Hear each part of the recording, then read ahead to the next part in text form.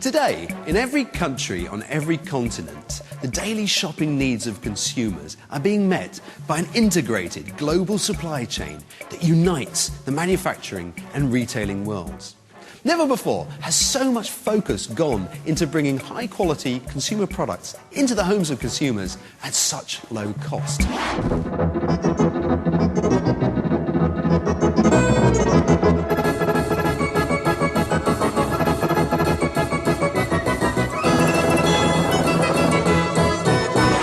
So today, the industry has a supply chain it can rightfully be proud of. And technology is the key to providing this high-performance supply chain. But behind this physical technology, there has also been an explosion in information technology. The supply chains of today are driven by information, and it is information that will enhance the supply chain of the future. In particular, it is product information that will drive change. But it is product information that has not exactly been managed terribly well in our industry. The reality is that most product information used in our industry today falls short of basic quality standards. Simply put, much of the product data currently used in our supply chain is, how can I put it? Wrong, inaccurate, incorrect, just won't do. Wrong. For example, leading global manufacturers reported that 58% of their product information was incorrect at source, and 60 to 80% of core attributes of item information delivered to retailers are inaccurate. And these figures are typical for the industry. Bad product data has enormous impact.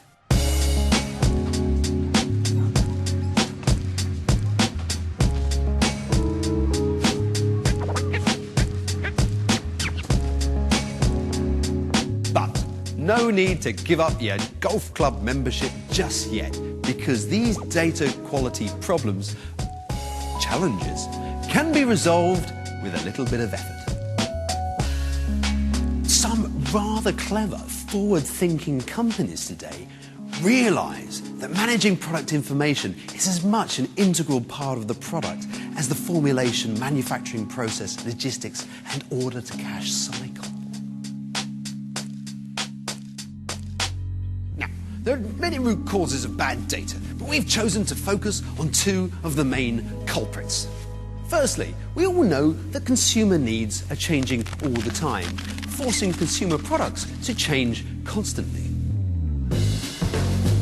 And so, product design development is a continuous repeating process. Until the final launch of a product, the packaging of the consumer and trade units can keep changing. Even once the product is launched, changes can be made to the packaging. Typically, retailers will look to manufacturers to supply as much logistical information about the new product as far ahead of the launch as possible.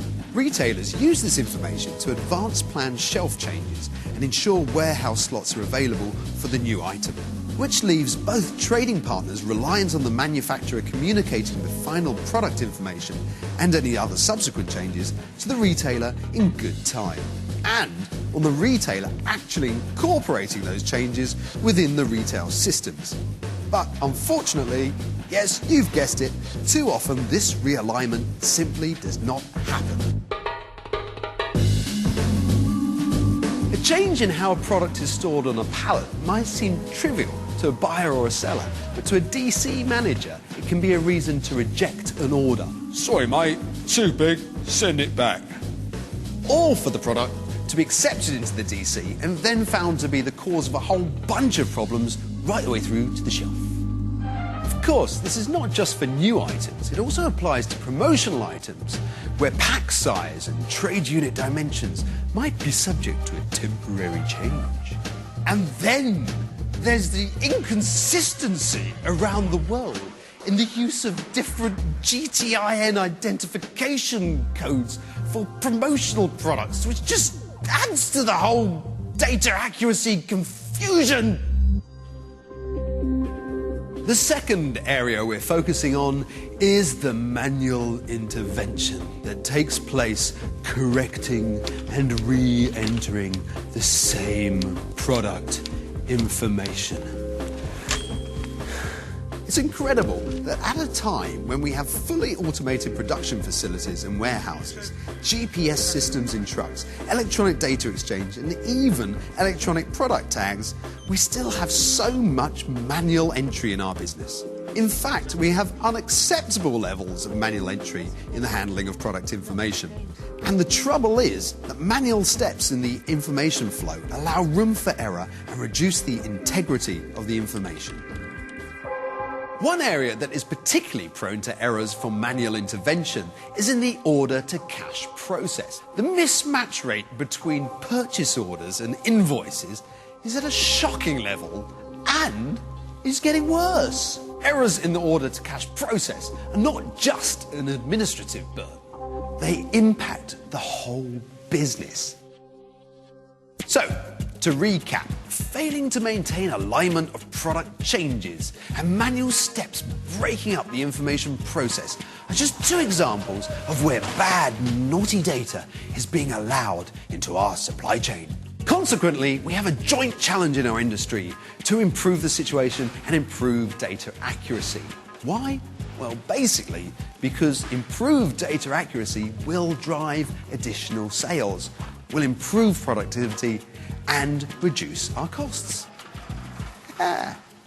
Granted, data accuracy might not be the most exciting or sexiest part of our industry, but the business consequences are very sexy. And companies that are succeeding in tackling this challenge understand that they need to manage product information as a corporate asset, like money. So they prioritize it, resource it, organize for it with the importance it deserves. And results can be achieved rapidly by focusing on the people, processes, and technology that surround data accuracy. Looking at the people, we need to identify who owns the information. Processes, put in place the right processes to ensure continuously aligned and accurate data. And technology, use the tools available, global standards, global data synchronization, and internal data alignment. And always remember, data accuracy involves all the trading partners. We can solve this and reap the benefits if we collaborate and cooperate with our trading partners. So together, let's stamp out data inaccuracy for good.